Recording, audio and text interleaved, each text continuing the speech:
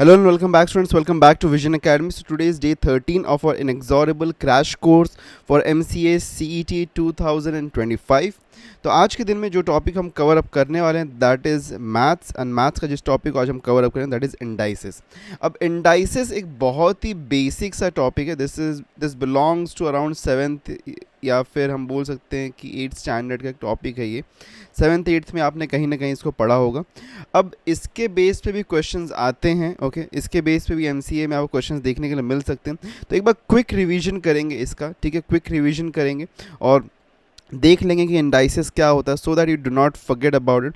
अब मोस्टली मुझे एक्सपेक्टेशन है कि आप सभी लोगों में से किसी को भी इस टॉपिक में तो डाउट बिल्कुल भी नहीं होगा, पर फिर भी अगर इन केस कुछ डाउट है तो उसको हम देख लेते हैं, एक बार कवर अप कर लेते हैं हमारे आज के इस लेक्चर में. चलिए शुरुआत करते हैं. सबसे पहली चीज़ बताना चाहूँगा, व्हाट्सएप और टेलीग्राम नहीं ज्वाइन किया तो ज्वाइन कर लेना, बिकॉज यहीं पे आपको सारे नोट्स वर्कशीट्स वगैरह सब कुछ आपको मिल जाएंगे. ठीक है, नोट्स वर्कशीट्स वगैरह सब कुछ आपको यहाँ पे मिलेंगे, और चैनल को सब्सक्राइब करना भी मत भूलिएगा. चलिए शुरुआत करते हैं हमारे आज के इस लेक्चर की. अब सबसे पहली चीज़ कि इंडाइसिस होता क्या है, इंडाइसिस के बारे में हम समझ लेते हैं. तो अगर हमारे पास में समथिंग ऑफ दिस काइंड दिया हुआ है, जैसे कि a रेज टू n का पावर में हमारे पास में कुछ है. अगर a रेज टू n के पावर में है, okay, a raise to n हमारे पास में है, सो ये जो हमारे पास में a है इसको हम बोलते हैं, क्योंकि जिस ये नंबर हो सकता है या फिर वेरिएबल हो सकता है जिसके पावर में है, तो इसको हम बोलते हैं base, and this is considered as the power. इसका मीनिंग क्या होता है? इसका मीनिंग होता है कि a into A that is a is multiplied. Okay, a को यहाँ पे n टाइम्स मल्टीप्लाई किया गया है. ओके, तो ये इसका सिंपल सा मीनिंग होता है. अब एक चीज़ और यहाँ पे जो इम्पॉर्टेंट है, जो समझने वाली बात है, वो ये है कि कभी कभी हमको पावर जो है फ्रैक्शन के फॉर्म में भी देखने के लिए मिल सकता है. Like for example a raise to the power of, okay, 2/3. तो अगर 2/3 दिया है हमको, तो यहाँ पे जब हमारे पास में पावर में फ्रैक्शन है, ओके, अगर इंटीजर है तो कोई प्रॉब्लम नहीं है, लेकिन अगर पावर में फ्रैक्शन है हमारे पास में तो यहाँ पे चीज़ें बदल जाती हैं. तो जो न्यूमरेटर है हमारे पास में that denotes power. Okay, numerator हमारा पावर डिनोट करता है, और डिनोमिनेटर जो होता है that denotes root. Okay, it means that कि यहाँ पे इस पर्टिकुलर जगह पे a का पावर है 2, ओके, और इसका रूट है 3. दैट मीन्स इसको हम कुछ अगर चाहें तो ऐसा भी लिख सकते हैं that third root of a का, okay, third root of a का द होल स्क्वायर, या फिर हम इसको ऐसा भी लिख सकते हैं कि a स्क्वायर का, ओके, थर्ड रूट, ऐसा भी लिखा जा सकता है. Okay, so we can write it anyhow. तो हम इसको इस तरीके से भी लिख सकते हैं. Okay, very clear. ओके, ठीक है, समझ गए आप लोग. चलिए आगे बढ़ते हैं और लॉज ऑफ इंडाइसिस को हम पढ़ लेते हैं. ठीक है, लॉज ऑफ इंडाइसिस बहुत ही इंपॉर्टेंट है, बेसिक्स है बट बहुत ज़्यादा इंपॉर्टेंट है. अब सबसे पहले हमारे पास में एक मल्टीप्लिकेशन लॉ हम समझते हैं. a रेज टू m है, okay, a raise to m into, okay, a raise to m into a raise to n अगर हमारे पास में है तो ये बन जाता है a raise to m plus n. Right, ये बन जाएगा a raise to m plus n. ये हमारा फर्स्ट रूल है. ठीक है, सेकेंड, अगर हमारे पास में a रेज टू m है और ये डिवाइड हो रहा है, अब मल्टीप्लाई की जगह पे ये डिवाइड हो रहा है, a रेज टू n हो जा रहा है, तो इसको हम लिखेंगे a raise to m minus n. जो भी न्यूमरेटर में पावर है उसमें से डिनोमिनेटर का पावर माइनस होगा. ठीक है, ये बात क्लियर है, यहाँ पे कोई भी प्रॉब्लम, कोई भी दिक्कत नहीं होनी चाहिए. दूसरा, थर्ड रूल क्या है? थर्ड रूल है a रेज टू m अगर हमारा पावर है, okay, a raise to m हमारा पावर है, ओके, सो ये होल रेज टू n है. ओके, ये होल रेज टू अगर n है तो इसको हम लिख सकते हैं a raise to m into n. Okay, इसको हम लोग क्या लिख सकते हैं, a raise to m into n. Okay, no doubts. Okay, कोई डाउट यहाँ पे नहीं होना चाहिए आप लोगों को. बहुत ही हम सिंपल वे से चल रहे हैं यहाँ पे. ठीक है, बिल्कुल भी डाउट नहीं होना चाहिए. ठीक है, चलिए आगे बढ़ते हैं. नेक्स्ट क्या है कि अब अगर हमारे पास में फॉर एग्जांपल, नेक्स्ट देखते हैं, अब अगर हमारे पास में a raise to m power में है और ये मल्टीप्लाई हो रहा है b रेज टू m से. Okay, A raise to M multiply हो रहा है बी रेस टू एम से। अब यहाँ पे अगर हम पहले वाले में देखें तो बेसिस यहाँ पे, ओके, बेसिस यहाँ पे क्या है, सेम है, तो पावर्स क्या हुए, ऐड हुए। लेकिन यहाँ पे पावर्स सेम है, बेसिस अलग हैं, ओके, बेस अलग है, यहाँ पे ए है, यहाँ पे बी है। तो इसको हम क्या लिख सकते हैं, इसमें हम क्या कर सकते हैं, we can take a and b as common, उसको मल्टीप्लाई कर देंगे, the whole raise to m, ये भी हम लिख सकते हैं इसको। ओके, सो ए और बी जो बेसिस थे वो मल्टीप्लाई हो गए, ओके, ए और बी बेस मल्टीप्लाई हो गया और उसका पावर कॉमन हो गया, ठीक है, इसको इस वे से भी हम लिख सकते हैं। चलिए एक और इसमें समझ लेते हैं, that is the division rule. तो डिवीजन रूल क्या कहता है कि यहाँ पे अगर समझ लो मल्टीप्लिकेशन की जगह पे अगर डिवीजन है, लाइक फॉर एग्जांपल हमारे पास में a raise to m divided by b raise to m है, तो इसमें हम क्या कर सकते हैं, हम इसमें कह सकते हैं कि a upon b the whole raise to m, इसको हम ऐसा भी कह सकते हैं। ओके, वेरी क्लियर, ठीक है।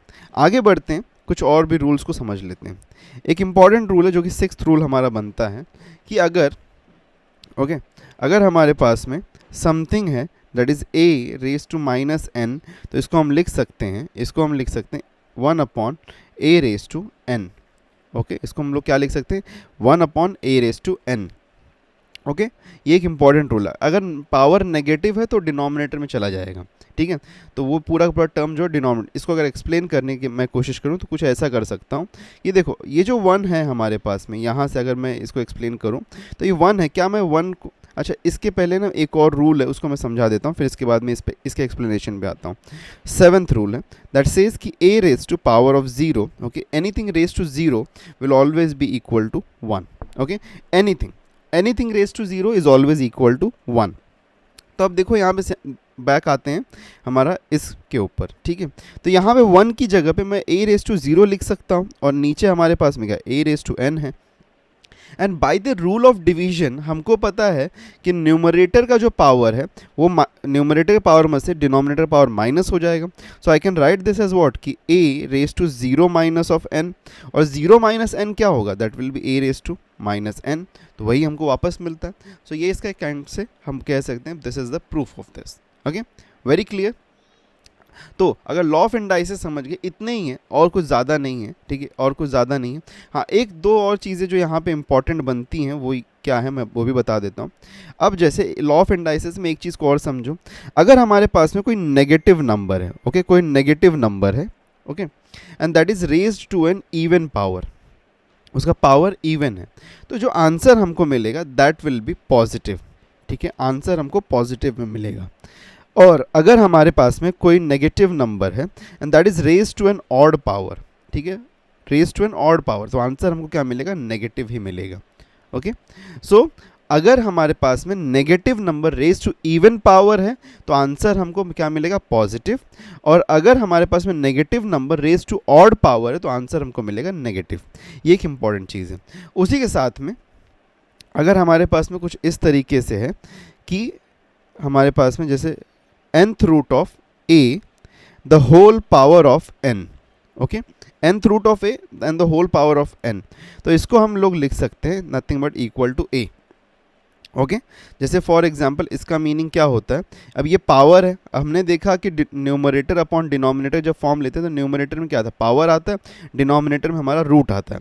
तो अगर मैं इसको लिखना चाहूँ तो देखो न्यूमरेटर अपॉन डिनोमिनेटर में, तो यहाँ पे पावर क्या है हमारा, n है, तो n अपॉन रूट क्या है, n है, that will be what, nothing but n raised a raise to 1, और a रेज टू 1 क्या होता है, a होता है। तो इसीलिए हम यहाँ पे कह सकते हैं कि nth root of a the whole power of n, okay, that is nothing but equal to what, that is nothing but equal to a। Okay, अब जैसे फॉर एग्जांपल इसके एग्जांपल में अगर मैं देखूं तो अगर रूट ऑफ 2 है, ओके, स्क्वायर रूट ऑफ 2 को स्क्वायर कर दिया तो यहाँ पे आंसर 2 आएगा। ओके, स्क्वायर रूट ऑफ 2 को स्क्वायर किया तो आंसर 2 आएगा। ये बहुत बार ऐसा क्वेश्चन आता है और हम थोड़ा कंफ्यूज हो जाते हैं, तो इसलिए मैं बता रहा हूँ। Like for example cube root of 4 है और उसको क्यूब किया तो हमको 4 ही मिलेगा। तो अगर पावर और रूट दोनों मैच हो रहा है तो उस केस में हमारे पास में जो भी नंबर है जो एज इन बेस एक्ट कर रहा है वही नंबर हमको in the form of answer मिलेगा। Very clear this as well.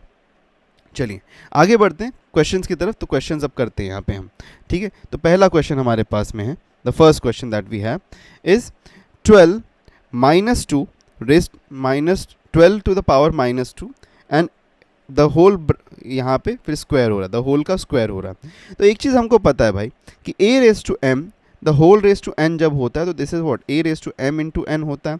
That means कि ये जो हमारे पास में यहाँ पे है this will become what, this can be written as 12 to the power -4 लिख सकते हैं, बिकॉज -2 इंटू 2 इज वॉट -4। वैसे ही ये क्या है 12 टू द पावर, यहाँ पे डिनोमिनेटर में 12 to the power 2 into -2 is once again what -4, ये हम लिख सकते हैं। अब क्योंकि न्यूमरेटर और डिनोमिनेटर में एक ही चीज़ हमारे पास में लिखी गई है, okay, in the numerator and denominator एक ही चीज़ हमारे पास में, so this can get cancelled out, और कैंसिल होकर हमको यहाँ पे आंसर क्या मिलेगा 1 मिलेगा। दैट मीन्स कि option D is the right option over here. Okay, very clear, जो यहाँ पे ऑप्शन डी है that will be the right answer. Okay, very easy question, ठीक है। चलिए आगे बढ़ते हैं नेक्स्ट क्वेश्चन पे। ओके, हमको बोला है 10 to the power 200 divided by 10 to the power 196। Okay, तो यहाँ पे हमारे पास में है 10 to the power 200 divided by 10 to the power 196। सबसे पहली चीज़ कि यहाँ पे जो रूल लग रहा है that is a raise to power m and a raise to power n, तो इसको हम लिख सकते हैं a raise to m minus n, ये हम लिख सकते हैं इसको। तो this will become what 10 to the power 200 minus 196 will be 4, तो ये हो जाएगा। और अगर 10 टू द पावर 4 करेंगे तो 1 फॉलोड बाय 4 जीरोस, ये हमारा आंसर होगा 10,000। तो 10,000 कहीं है क्या, यस, ऑप्शन ए हमारा यहाँ पे राइट ऑप्शन बनता है, तो option A is the right option, ठीक है। Very easy question once again. तो इंडाइसेस के क्वेश्चन ना ज़्यादा डिफिकल्ट नहीं होंगे, okay, this can be rated as कि मैक्सिमम यहाँ पे मीडियम रेंज के क्वेश्चंस आपको देखने के लिए मिलेंगे, ठीक है। चलिए आगे बढ़ते हैं।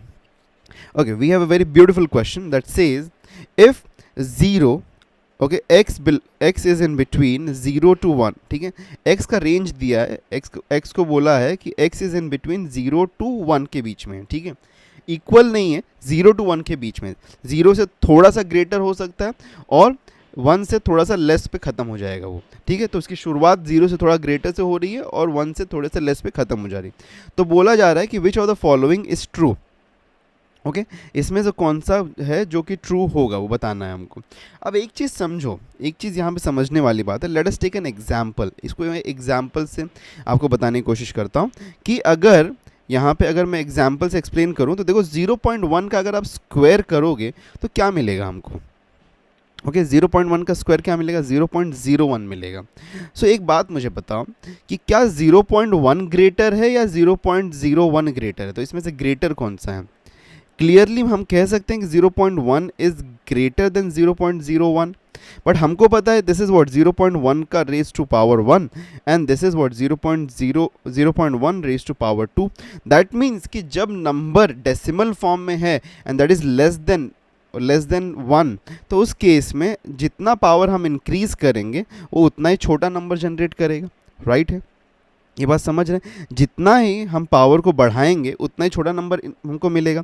जैसे कि अगर मैं यहाँ पे इसको पावर 3 कर दूँ, ठीक है, इनकेस पावर 3 कर दूँ तो 0.001 मिल जाएगा। दैट मीन्स कि 1 पार्ट ऑफ 1000 हमको मिलता है। 1 part of 1000 will always B greater then 1 part of a 10, okay, because this is 1/10 and this is 1 of 1000।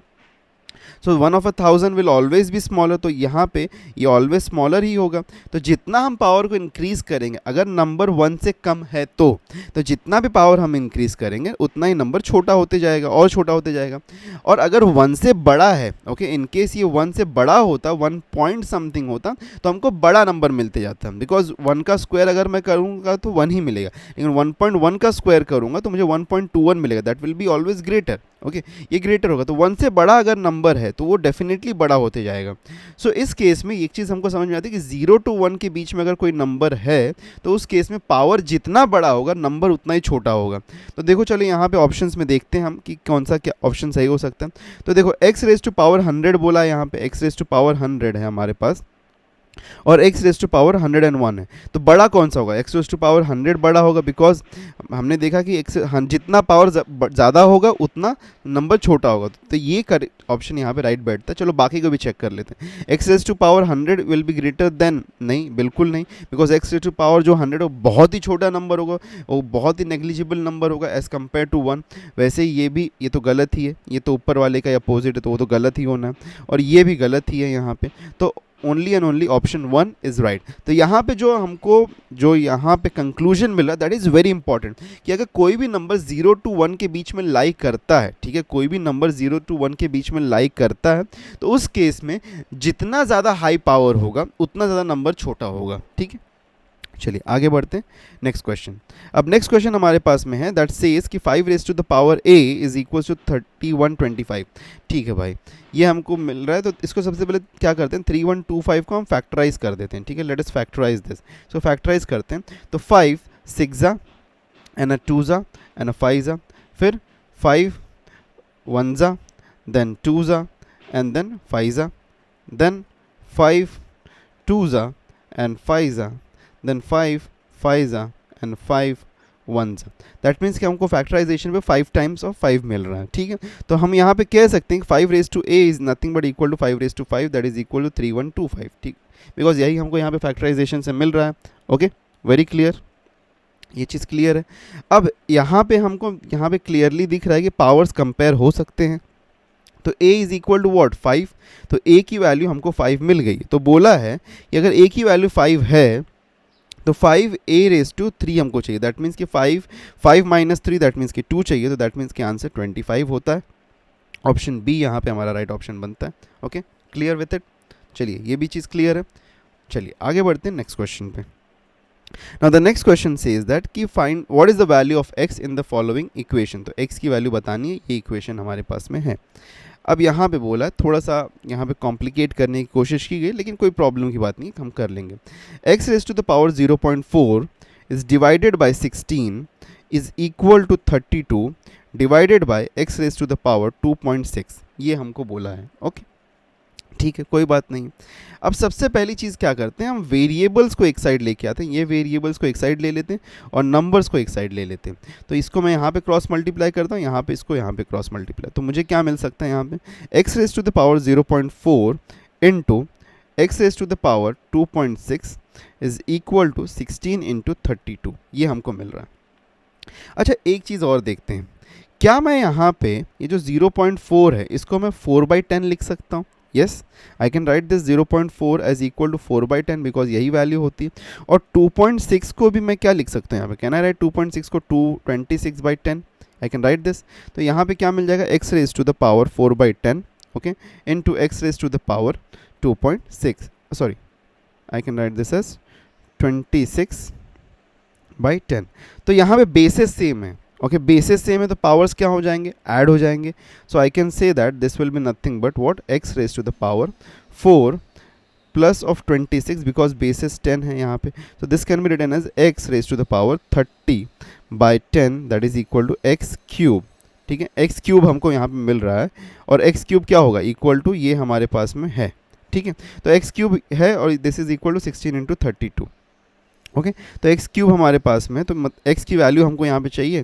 तो चलो इसको मैं फैक्टराइज करके लिख सकता हूँ। I can try to factorise this. तो मैं इसको फैक्टराइज अगर करूँगा तो this can be written as what, we can write this as 2 into 2 into 2 into 2, और 32 को लिखना चाहूँ तो क्या लिख सकता हूँ 2 इंटू 2 इंटू 2 इंटू 2 इंटू 2।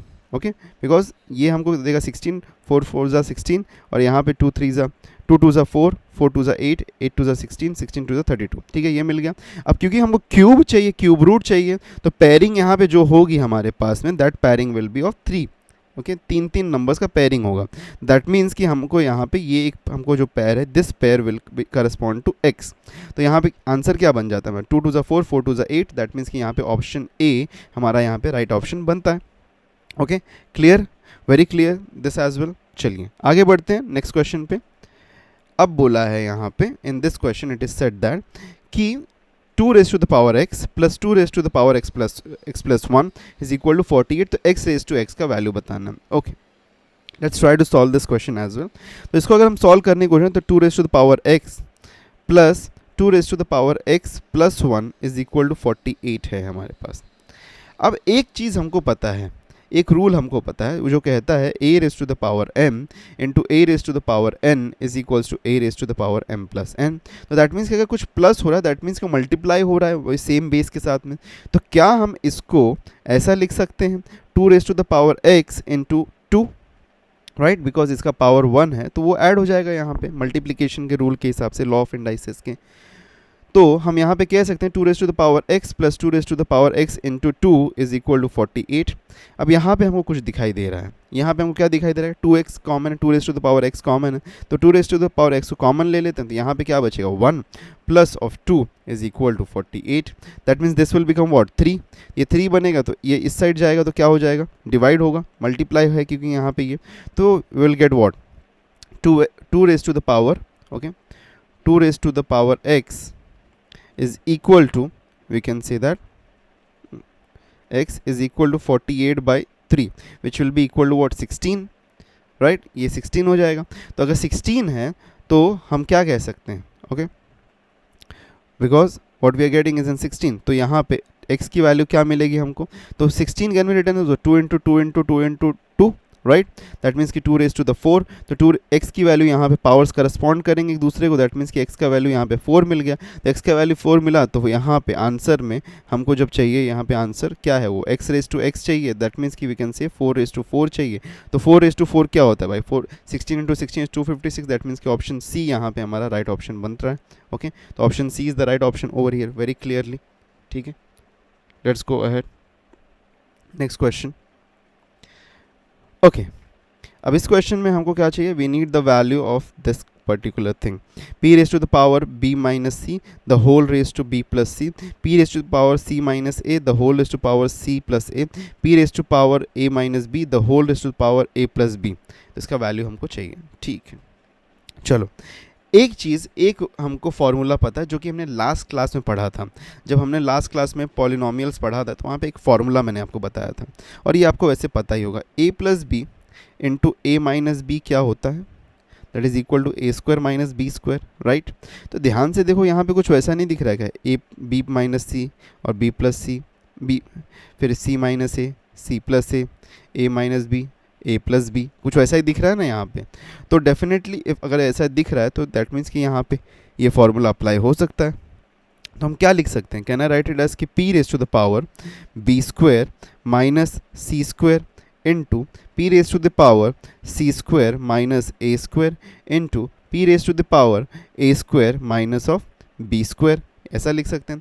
और हमको एक लॉ ऑफ इंडाइसेस भी पता है, that is a raise to the power m into a raise to the power n जब होता है, this is what a raise to m plus n होता है। तो बेसिस अगर सेम है और मल्टीप्लिकेशन हो तो पावर्स ऐड हो जाएंगे, तो यहाँ भी देखो बेसिस सेम है, p p p है, तो पावर्स क्या हो जाएंगे, ऐड हो जाएंगे। तो I can write this is what p raise to the power b square minus of c square plus of c square minus of a square plus of a square minus of b square, ये लिख सकते हैं हम इसको, right. तो अगर ये हम इसको लिखते हैं तो देखो ध्यान से, a स्क्वायर और ये a square cancel, b square और ये b square cancel, c square और ये c स्क्वायर कैंसिल, तो हमको क्या मिला है, p raise to the power 0। तो p raise to the power अगर हमको 0 मिला, दैट मीन्स इसका वैल्यू क्या हो जाएगा, 1 हो जाएगा, इक्वल टू, दैट मीन्स कि यहाँ पे हमारा राइट ऑप्शन c होता है। Okay, clear with it as well. चलिए आगे बढ़ते हैं नेक्स्ट क्वेश्चन पे। नाउ इन दिस क्वेश्चन हमको क्या बोला है, डिवाइड करना है। ठीक है, डिवाइड करना है सबसे पहली चीज़, इसको डिवाइड करने के लिए बोला है, सिंप्लीफाई करके हमको डिवाइड करना है, यहाँ पे डिवीजन है। ओके, अब एक रूल और हमको पता है कि, एक पता है रेशियोज़ का कि a अपॉन b अगर डिवाइड हो रहा है c अपॉन d से, तो this will get converted as a upon b into d upon c। Okay, multiplication में हम डिवीजन को चेंज कर सकते हैं अगर हमारे पास में फ्रैक्शंस इन्वॉल्व है। सबसे पहली चीज़ इसमें हम क्या करते हैं, कुछ पावर्स के साथ में हम फिर चलो इसको कन्वर्ट कर देते हैं। Okay, 6 raise to the power a raise to minus 2 b c raise to minus 3 the whole upon 4 a b raise to minus 3 and c raise to power 2 multiplied by 3a b raise to minus 2 and c raise to 3 the whole upon 5 raise to 5 into a raise to minus 3 and b square and c raise to minus 1। ठीक है, ये हमको मिल रहा है। अच्छा, यहाँ पे कुछ कैंसिलेशन वगैरह हो सकता है क्या, नहीं हो सकता है। Okay, very clear. ठीक है, यहाँ पे कुछ कैंसिलेशन होता हुआ नज़र नहीं आ रहा। एक ही चीज़ हम कैंसिल कर सकते हैं कि 2 2 एंड 2 3 ये मिल रहा है हमको। तो अगर हम 3 3 करेंगे तो हमको क्या मिलेगा, 9 मिलेगा, और 2 5 करेंगे तो 10 मिलेगा। तो 9/10 तो आना यहाँ पे पॉसिबल, मतलब यहाँ पे डेफिनेटली होगा। अब एक चीज़ देखो ध्यान से, एक चीज़ अगर हम देखें तो ये देखो, ये c स्क्वायर है, तो ये c स्क्वायर से ये c क्यूब का 2 c चला जाएगा, ठीक है, तो यहाँ पे सी स्क्वायर कैंसिल, यहाँ पे सिर्फ सी बचा है। अब और क्या बचता है हमारे पास, और देखते हैं हम यहाँ पे, चलिए और कुछ कैंसिलेशन कर सकते हैं क्या। ओके, अब ये ए है यहाँ पे भी ये एक ए है, अच्छा नहीं ये ए नहीं है, यहाँ पे हमारे पास में a raise to the power -3 है। ओके, अब चलो सबको हम यहाँ पे सॉल्व करने की कोशिश करते हैं। अब न्यूमरेटर में हमारे पास में क्या है, न्यूमरेटर में देखो ए रेस टू पावर -2 है और यहाँ पे ए है, तो इसका पावर तो 1 है, तो ऐड अगर ये होगा तो हमको क्या मिलेगा, ए रेस टू -1 मिलेगा। डिनोमिनेटर में हमको क्या मिलेगा, ए के लिए यहाँ पे ए रेस टू पावर 1 है। Okay, A raise to power 1 है, अच्छा ए रेस टू पावर 1 ये कैंसिल और ये साथ में कैंसिल पहले कर देते हैं, फिर और भी हम देखते हैं क्या कर सकते हैं। फिर उसके बाद में क्या है हमारे पास में, यहाँ पे सिर्फ ए रेस टू -2 है। ओके, ए रेस टू -2 हमारे पास में यहाँ पे है और यहाँ पे -3 है, तो -2 एंड तो ये प्लस हो जाएगा, -2 and minus of -3 will become a what, plus. That means यहाँ पे ये क्या मिलेगा, ये वैल्यू हमको क्या मिल जाएगी, दिस विल बी ए, तो यहाँ पे 1 आता है। ठीक है, चलो नेक्स्ट आगे देखते हैं, बी के लिए देखते हैं, बी के लिए कुछ पॉसिबल है क्या। ठीक है, बी हमारे पास में यहाँ पे एक चीज़ है कि एक बी यहाँ पे है और बी स्क्वायर है, तो एक यहाँ से बी कैंसिल आउट हो जाता है। ओके, फिर अब हमारे पास में डिनोमिनेटर में क्या है, यहाँ पे b रेस टू -3 यहाँ पे b है हमारे पास में, तो -3 और ये अगर ऐड होगा तो ये -2 बन जाएगा, तो b रेस टू -2 बनेगा और ऊपर हमारे पास में b रेस टू -2 दोनों कैंसिल हो जाएगा, तो b का कुछ यहाँ पे कंपोनेंट ही नहीं बचेगा, तो b पूरा कम्प्लीटली यहाँ पे कैंसिल आउट हो गया है। ठीक है, b is getting cancelled out. Okay, अब c के लिए यहाँ पे क्या होगा, c के लिए देखो यहाँ पे c के लिए बचा हुआ क्या क्या है, c का पार्ट एक ये बचा हुआ है, अच्छा यहाँ पे एक सिंगल c बचा हुआ है और यहाँ पे एक c रेस टू -1 बचा हुआ है, ये तो c कैंसिल आउट हो गया, ये c यहाँ पे इसके 3 के साथ में कैंसिल आउट हो गया, तो इतना हमारे पास में बचा हुआ है।